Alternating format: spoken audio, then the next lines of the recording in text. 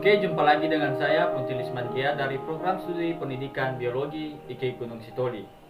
Pada pertemuan kali ini kita akan membahas mengenai metabolisme tubuh. Nah, materi ini saya ambil dari materi kelas 12 semester ganjil.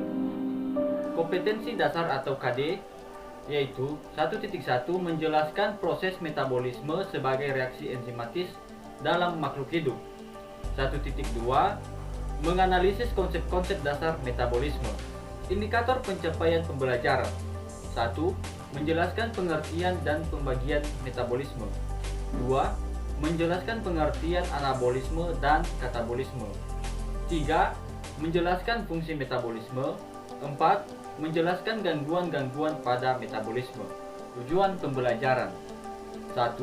Siswa mampu mengetahui apa itu metabolisme. 2. Siswa mampu mengetahui pembagian metabolisme. 3. Melalui gambar dan video, siswa mampu mengetahui konsep-konsep dasar metabolisme. 4. Siswa mampu memahami dan mengetahui apa saja gangguan-gangguan pada metabolisme. Baik, langsung saja kita masuk pada pengertian metabolisme. Nah, metabolisme adalah semua reaksi perubahan secara biokimia yang terjadi di dalam sel yang penting dalam regenerasi energi dan molekul. Nah, metabolisme ini dibantu oleh katalis yang disebut dengan enzim. Pembagian metabolisme ini terbagi menjadi dua bagian, yaitu anabolisme dan katabolisme. Untuk lebih jelasnya mengenai perbedaan anabolisme dan katabolisme serta bagaimana konsep-konsepnya, mari kita simak video berikut ini.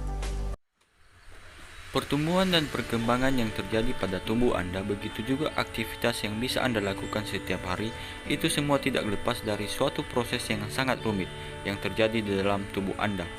Proses rumit dalam tubuh Anda tersebut adalah metabolisme. Metabolisme berasal dari bahasa Yunani yang artinya adalah perubahan. Jadi metabolisme adalah semua reaksi perubahan secara biokimia yang terjadi di dalam sel yang berperan penting dalam regenerasi energi dan molekul. Pada metabolisme terjadi proses-proses penguraian molekul-molekul besar menjadi molekul-molekul yang lebih kecil, disertai dengan penghasilan energi. Proses ini disebut katabolisme. Selain itu juga terjadi proses pembentukan sintesis molekul dan komponen sel dari molekul kecil yang biasanya membutuhkan energi. Proses ini disebut dengan anabolisme. Berikut adalah peta konsep dasar metabolisme. Seperti sebelumnya yang sudah dijelaskan bahwa pada metabolisme terdiri dari dua proses, yaitu katabolisme dan anabolisme.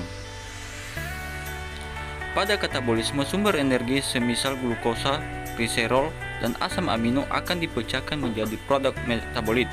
Produk metabolit di sini merupakan semua senyawa yang dihasilkan dari reaksi metabolisme. Nah, selama proses pemecahan molekul seperti glukosa dan lainnya, sebagainya menjadi produk metabolit, sebagian besar akan menghasilkan panas serta pembentukan ATP. Panas yang dihasilkan berperan sebagai termoregulasi tubuh dan kemudian terbuang ke lingkungan. Kemudian ATP yang terbentuk dari penambahan satu gugus fosfat ke molekul ADP atau yang biasanya disebut dengan fosforilasi ADP, sebagian digunakan untuk konstruksi otot sehingga kita bisa bergerak dan beraktivitas. Serta sebagian yang lainnya dari ATP tersebut digunakan untuk proses anabolisme dan juga sebagai macam-macam transportasi seluler. Pada anabolisme, ATP digunakan untuk pembentukan prekursor interseluler yang sebagian bahannya berasal dari nutrisi eksternal. Prekursor-prekursor ini kemudian akan digunakan untuk memulai biosintesis molekul intermediatif seperti asam amino dan lain sebagainya. Untuk melakukan proses ini juga membutuhkan ATP. ATP juga digunakan untuk pembuatan biopolimer seperti protein dan lain sebagainya dari molekul-molekul intermediate yang telah tersedia. Ketika ATP digunakan, ATP akan mengalami defosforilasi sehingga ia akan kehilangan satu gugus fosfat dan akan kembali menjadi ADP. Jadi, fosforilasi dan defosforilasi ADP ini akan berjalan terus-menerus membentuk siklus. Salah satu contoh anabolisme adalah fotosintesis yang terjadi pada tumbuhan hijau. Dan salah satu contoh katabolisme pada hewan adalah respirasi. Antar fotosintesis pada tumbuhan dan respirasi pada hewan terdapat hubungan timbal balik yang saling menguntungkan. Fotosintesis membutuhkan energi matahari, CO2 dan H2O untuk menghasilkan O2 dan glukosa.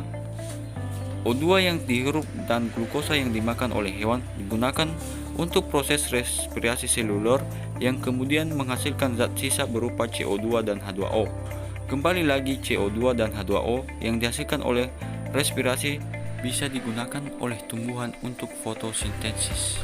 Nah, itu merupakan penjelasan konsep-konsep dasar atau proses anabolisme dan katabolisme.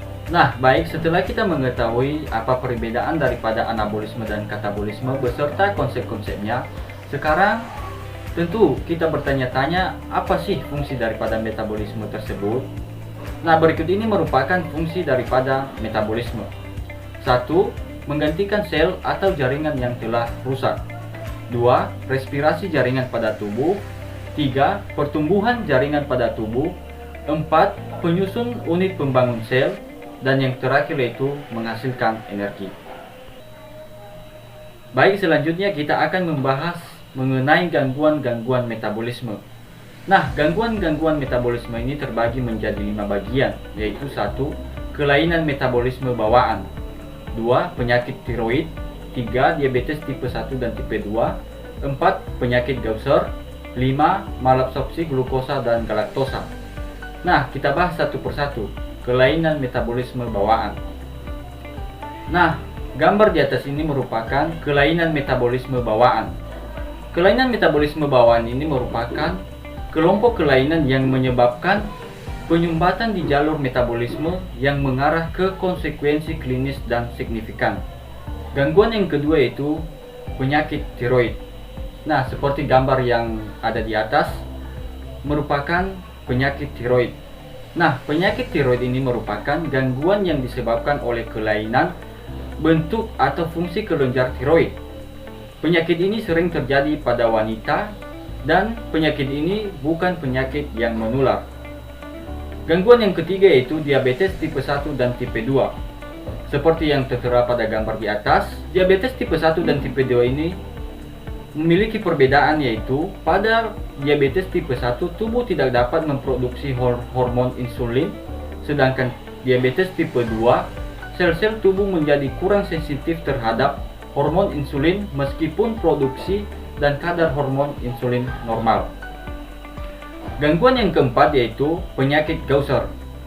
Seperti gambar di atas, penyakit Gaucher ini adalah penyakit langka yang terjadi karena penumpukan zat berlemak pada organ tubuh, terutama limfa dan hati. Penumpukan ini membuat organ menjadi membesar dan memengaruhi fungsi daripada organ tersebut.